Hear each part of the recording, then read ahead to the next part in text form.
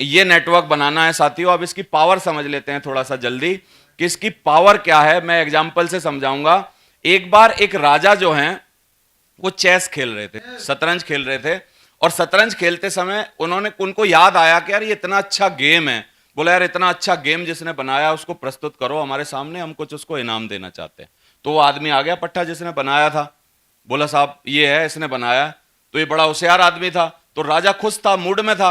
राजा ने बोला यार कुछ जो चाहे वो मांग ले यार, आज मैं बड़ा खुश हूं तेरे से, और जो चाहे वो मांग, बोल क्या चाहिए तेरे को।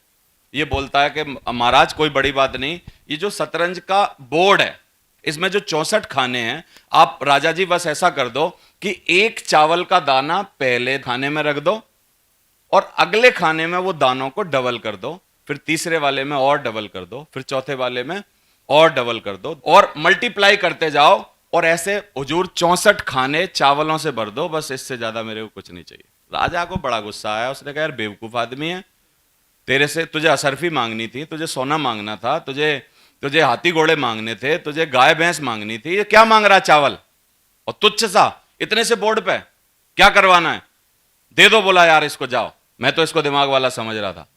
तो बाद में जब राजा ने भरना चालू किया, ध्यान दीजिए, तो 8वें खाने में चावल के 128 दाने हैं। बहुत ध्यान से समझना, अगर समझ गए तो छोड़ोगे नहीं इस बिजनेस को। क्या है, 8वें खाने में 128 दाने हैं, फिर अगले 8वें खाने में यानी 16वें खाने में 32,768 दाने हैं। यानी मल्टीप्लाई होके, मल्टीप्लिकेशन की इतनी बड़ी ताकत होती है। 24वें खाने में 8 मिलियन है, मिलियन यानी 10 लाख, और 8 गुणा 10 लाख करोगे यानी 80 लाख। कितने? 24वें खाने में 80 लाख चावल के दाने हैं। और फिर नीचे तो तुम्हारी और मेरी गणित फेल हो जाएगी। नीचे अगर कोई मैं होशियार आदमी मानूं, नीचे की संख्या को पढ़ के दिखा पाए तो ये टोटल है चावल के दानों का। फिर जब ये पढ़ नहीं पाई गई तो सारे चावलों को मिला के तोला गया, आकलन किया गया कि 1 किलो पर कितने चढ़ते हैं, तो इतने किलो पर कितने चढ़ेंगे। तो तोलने में देखिए 461 बिलियन मैट्रिक टन। तो 461 बिलियन मैट्रिक टन, इतने चावल जितने की उस टाइम धरती पे नहीं थे और आज भी धरती पे नहीं है, इतने चावल उस आदमी ने मांग लिए राजा से। क्या होगा, समझ में आ रहा है आपको? नेटवर्किंग के शुरुआती रिजल्ट बड़े कमजोर होते हैं। नेटवर्किंग के शुरुआती रिजल्ट इतने कमजोर होते हैं कि पहले 1-2 साल तक तो ये नौकरी से ही कंपैरिजन नहीं कर पाता धंधा। नौकरी इससे जीत जाती है, क्योंकि नौकरी में 31वें दिन 10,000 तनख्वाह मिलती है, और यहां 31वें दिन कई बार 3100 भी नहीं आते, 31 रुपए नहीं आते कई बार। मेरी बात समझ में आ रही है कि नहीं आपको? और इसलिए हमारे यहां 90% भगोड़े जो होते हैं वो शुरुआत के 1-1.5 साल में इसको छोड़ के भाग जाते हैं। अगर आपको इस बिजनेस में 1.5 साल से ज्यादा हो गया है, फिर भी आप मोटिवेटेड हो और काम कर रहे हो, तो मेरे कहने से अपनी पीठ थपथपा लो, क्योंकि आपने वो समय निकाल दिया है। क्योंकि इस बिजनेस के शुरुआती रिजल्ट कैसे होते हैं, बड़े कमजोर होते हैं। ये बिजनेस आपका पेशेंस चेक करता है शुरुआत में। ये बिजनेस आपको चेक करता है यार कितना दम है बंदे में। और दम क्या है, कोई ताकत से दम नहीं देखी जाती कि आप में वजन कितना है, आपके मसल्स कितने सॉलिड हैं। दम इस बात से देखी जाती है कि जब आप दुखी होते हो, परेशान होते हो, टीम टूटती है, आपको परेशानी आती है, तो झेलते कैसे हो। हाँ, मैंने एक वीडियो देखा, उस वीडियो में ये बताया गया था कि जब सीईओ, बड़े बड़े सीईओ जो होते हैं, गूगल का सीईओ, ये वो, जब सीईओ को अपॉइंट किया जाता है तो उनके इंटरव्यू में पूछा क्या जाता है, क्योंकि उनको तनख्वाह कितनी मिलती है। किसी को तनख्वाह मिलती है 600 करोड़ रुपए साल के, किसी को तनख्वाह मिलती है 300 करोड़ रुपए साल के, किसी को तनख्वाह मिलती है 70 करोड़ रुपए साल के।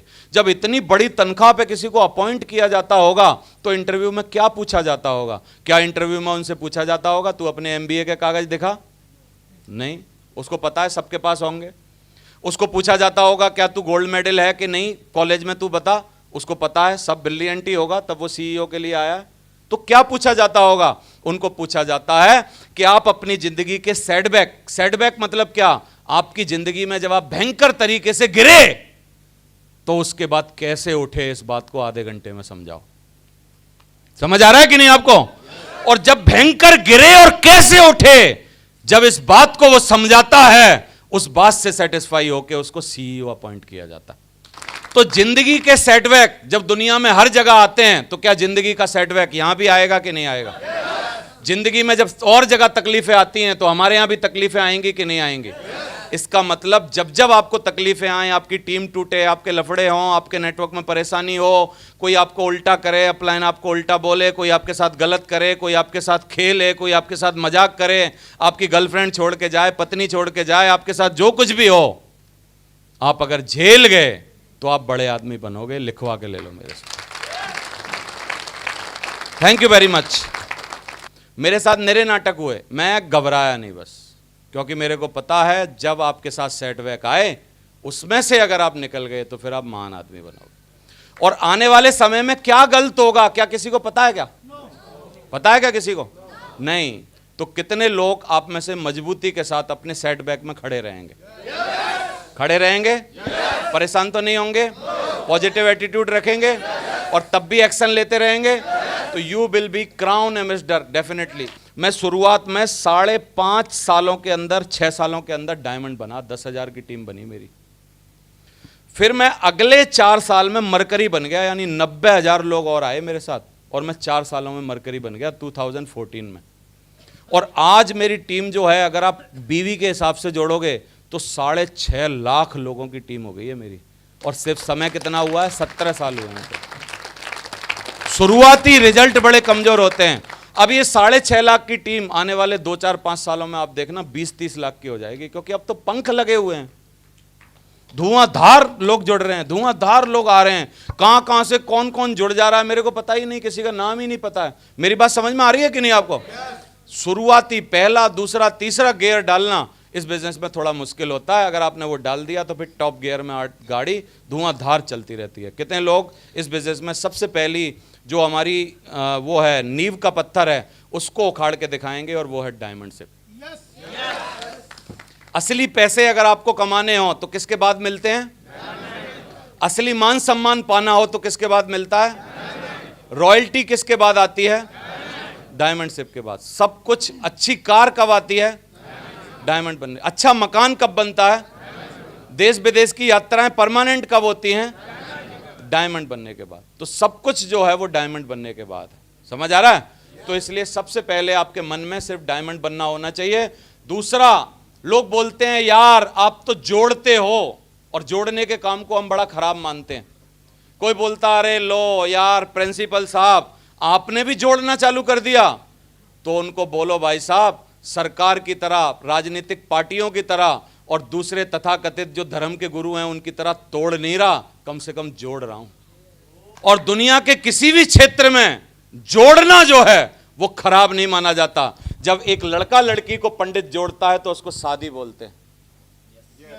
जब एक लड़का लड़की को पंडित जोड़ देता है उसको शादी बोल देते हैं। एक विखंडित परिवार को जब एक वकील और जज मिलकर जोड़ते हैं उसको एक समुदाय बोलते हैं, एक परिवार बोलते हैं। और हम भी डेली प्लान दिखा दिखा के एक अपना समूह, एक पॉजिटिव लोगों का फैमिली, एक परिवार बना रहे हैं। हम तोड़ नहीं रहे, तोड़ने की राजनीति नहीं कर रहे। लोग धर्म के नाम पे तोड़ रहे हैं, राजनीति के नाम पे तोड़ रहे हैं, आरक्षण के नाम पे तोड़ रहे हैं, रंग के नाम पे तोड़ रहे हैं, जाति के नाम पे तोड़ रहे हैं। लेकिन हम सिर्फ और सिर्फ सपनों के नाम पे और सफलता के नाम पे दुनिया भर को जोड़ रहे हैं खाली। तो कितने लोग ईमानदारी से जोड़ने के व्यवसाय में काम करते रहेंगे? बोला तुम तोड़ो, तुम देश के नाम पे तोड़ो, धर्म के नाम पे तोड़ो, जाति के नाम पे तोड़ो, लोग समुदाय के नाम पे, क्षेत्रों के नाम पे तोड़ रहे हैं, लेकिन हम हर नाम पे लोगों को जोड़ रहे हैं। बोलो क्या गलत काम कर रहे हैं? क्या गलत काम कर रहे हैं? गलत काम कर रहे हैं कोई? तो इसको ईमानदारी से आप बात करिए, लोगों से बात करिए। और स्मार्ट वर्क कर रहे हैं हम लोग, तो स्मार्ट वर्क करिए आप लोग। साथियों, अगर आपको ये वीडियो हमारा अच्छा लगा है, जो हमारा एक छोटा सा प्रयास है आप लोगों को सफल बनाने के लिए, आप लोगों को आगे बढ़ाने के लिए, आपकी तरक्की में 4 चांद लगाने के लिए, और आपकी ओवरऑल पर्सनालिटी जो नेटवर्क मार्केटिंग के और डायरेक्ट सेलिंग के जरिए से बदल सकती है या इम्प्रूव हो सकती है, इसको अगर आपको अच्छा लगा है तो आप इसको सब्सक्राइब कर लीजिए, क्योंकि आपको नोटिफिकेशन टाइम पर मिले, कोई भी वीडियो आपकी मिस ना हो, और बेल आइकन को प्रेस करना है। Thank you very much.